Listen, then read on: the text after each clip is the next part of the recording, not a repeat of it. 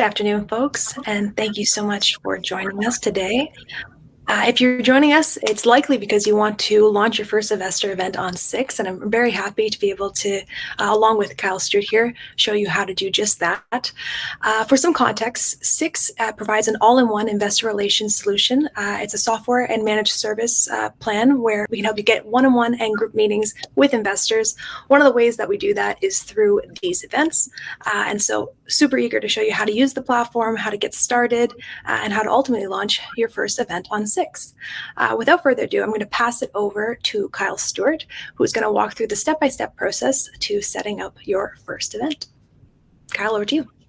Thank you, Bianca. And I'll share my screen here. I do have quite a bit of experience with this as I create events for our clients on a weekly basis.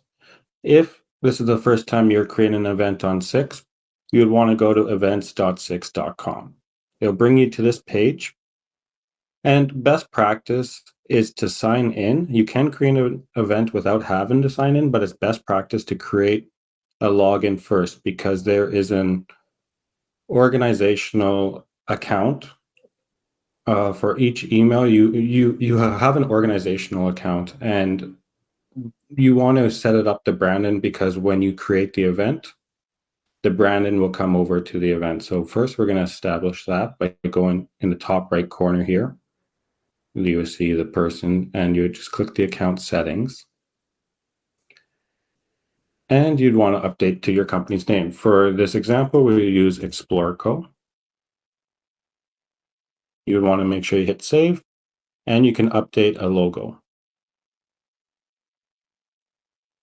And click save. That's simple.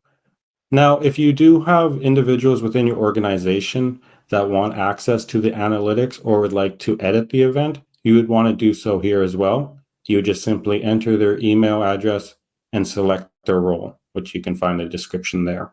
But once you're happy with your organizational settings, we can create your first event. So in the top left corner, there's 3 bars for the menu here, and you click New Event. Now this is the event creation page.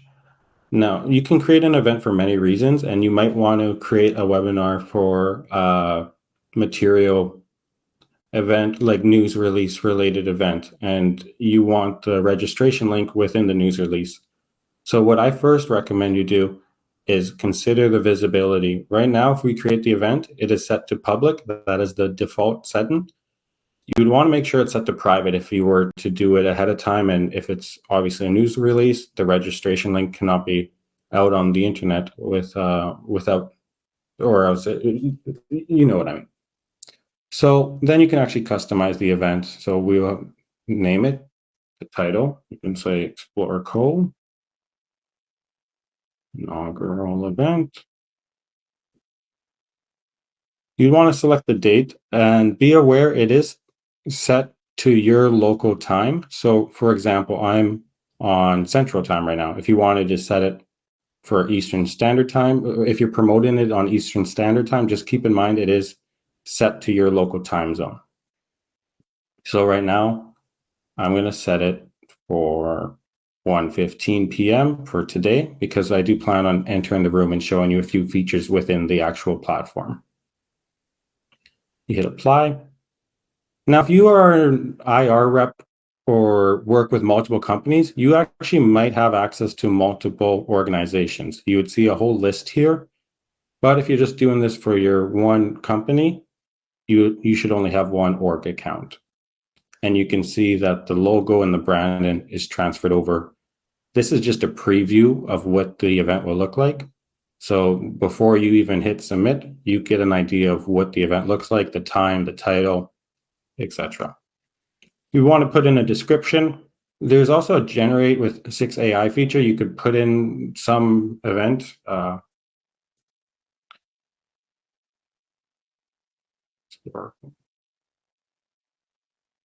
New discovery. Keep it simple, and then you can hit regenerate, and it might generate something of more interest. This is very vague, so we'll see how it works. But you can see just that simple description. It's elaborated. You can save it and edit it if you'd like. So very nice feature to have. You could do the same for your title. Now, with many webinar platforms, they provide two links, one for the individuals that are registering for the event and one that is for the speakers of the event. With 6, there's only one registration link. It's rather simple. And this is the place where you actually assign speakers for the event. Now, if you have a speaker that's not confirmed, you can always come back in and edit anything. This is all can be edited before the event goes live. You can even go and change the time if you'd like. But for example, if I add Bianca to this event, you see Bianca's email already is registered within the 6 ecosystem. So it has her name, her title, her company, a description, profile, image, and logo. It's all there. With this account, I'm using my personal email, so nothing is created. So you can just fill it in just to show you how easy it is. I'll call myself the VP of IR for Explore. You can put in your description if you want, the wicked cool dude. And you can do a profile image. You could select your headshot as well as your company logo. And this will remember you for any other event you create in the future. It's just the initial event. You'll see there's 3 buttons highlighted. Since I'm creating the event, they default to all of them being highlighted to my email. But let's say, okay, first I will explain each of the buttons. This one is for the landing page. It shows your description. Everything you see here as your individual personal profile will be displayed on the landing page of the event. This button here is for individuals that are able to edit the event. And this is for access to analytics. So we will want to promote Bianca, but since I'm the VP of IR, I don't want to be seen. I'm going to click off so I won't be viewed on the actual event page. With 6, you can use this for public events, but you can also do it as an internal system. This is a free system if you'd like to use it. And if you select the 200, you will see that the attendees' mics and cameras will be on. So it could be internal meetings, a lot like Google Meet or Teams, where individuals will have the ability to come on with mic and camera.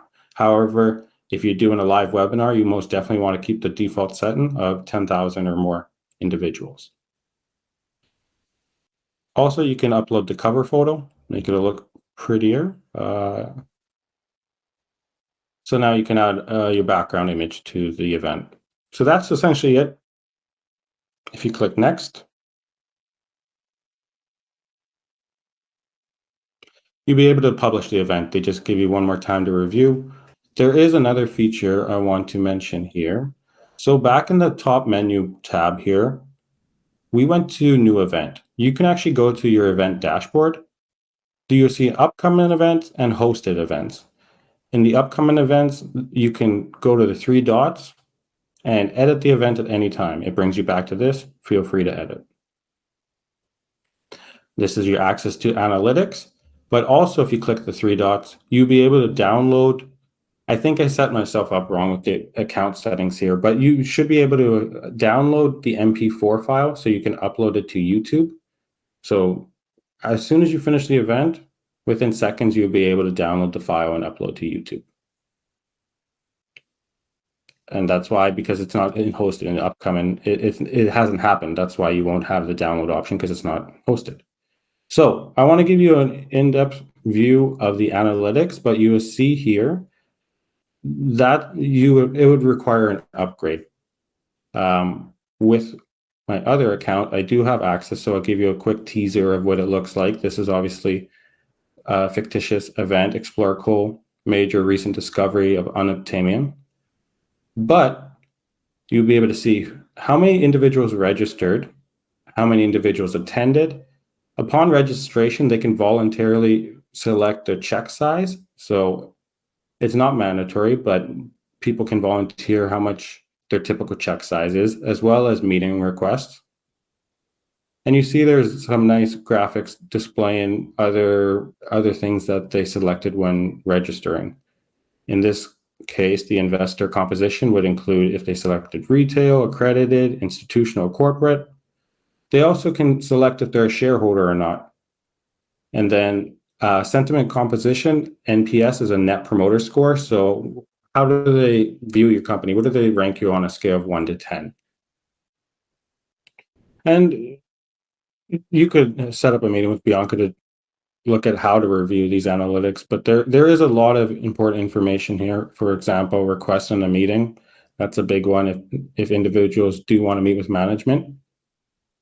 And the net promoter score, you might want, it's nice to accompany it with the shareholder status. For example, if there's a high net promoter score, but they indicate they're not a shareholder, well, what is the next step for them to become a shareholder? Why do they like your company but are not invested in it yet?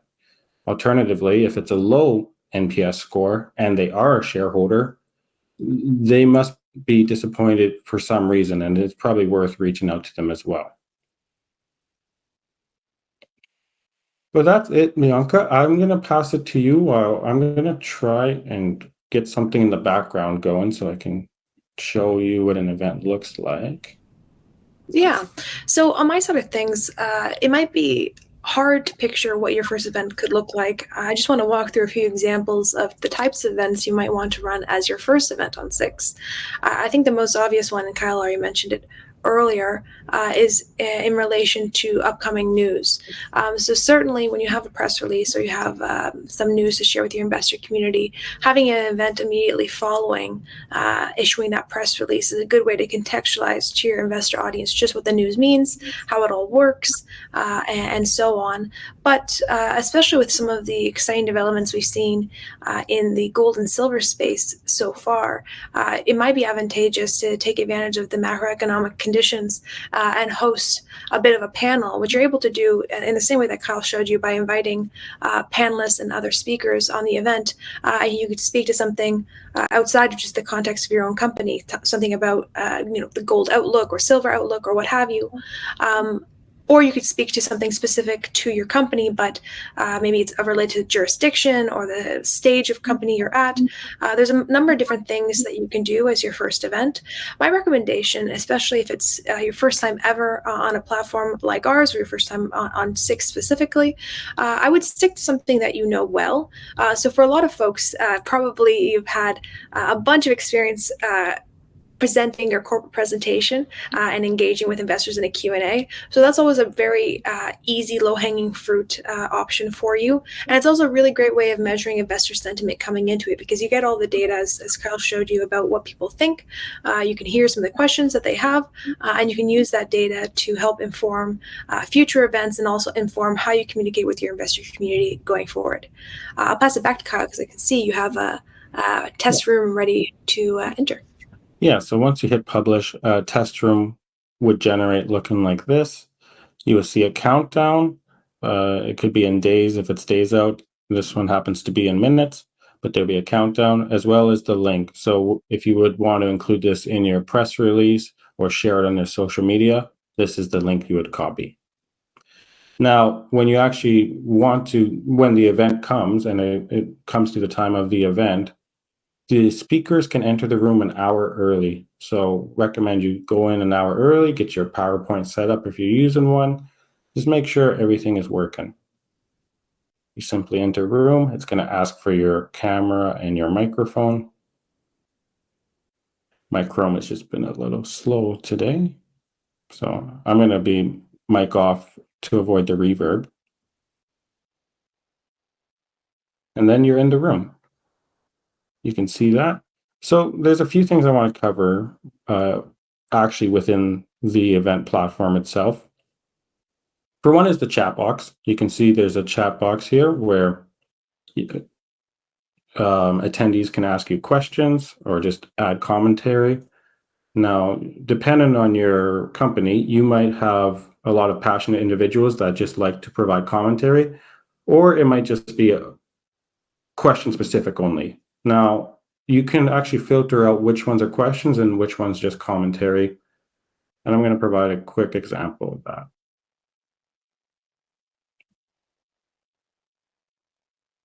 You see there are 3 buttons underneath the comment: a heart, or a like.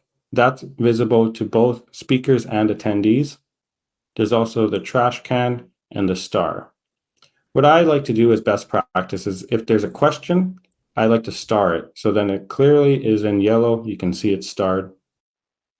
And you can even filter if you do this drop down here to Q&A, and only the stars are filtered. That's if you have a lively chat. It's just a little quick tip for you.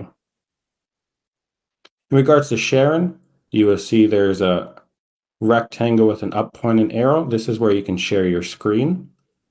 And there's three options. You can share your entire screen, which I'm doing right now.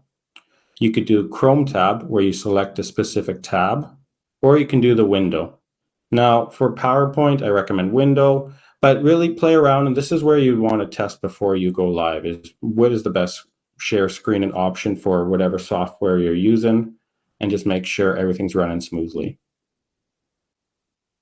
Obviously, you have your mic and camera options. You see an individual here with a little blur background. You can actually select the blur option, and it will blur your background. And there's some preset filters you could put in the background, as well as upload your own. I'll keep the blur on for now. One other tool I wanted to recommend, or bring to your attention rather, is this two rectangles here. So the default setting is when you're sharing your presentation, you might only have one monitor. I have the benefit of having two monitors. So I have the event platform on monitor 1 while I'm sharing on monitor 2. If you only have one monitor, you can select this overlay here, and it will actually show your camera while you're sharing your screen. So that's helpful. Some individuals like it, some do not, but just a fancy thing to keep in mind. When you want to end the event, you see the big red hang up button and the three dots. You actually want to click the three dots next to it and end room for all.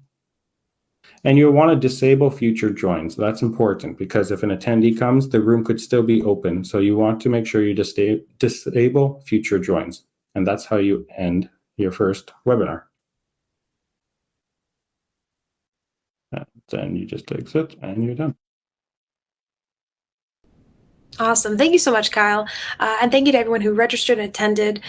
This event will be available as a replay. And if you ever want to return back to it as you're hosting your first event or launching your first event, feel free to do so. As Kyle mentioned, if you have any specific questions, feel free to reach out to me, whether it be about launching your first event, about upgrading your account. You can do so by contacting me at bianca@6.com. That's BIANCA at the digit 6ix.com. But thank you so much, Kyle, for walking us through that. Thank you to everyone who registered, and hope to be back again to show you another part of the platform very soon. Perfect. Thanks, Bianca.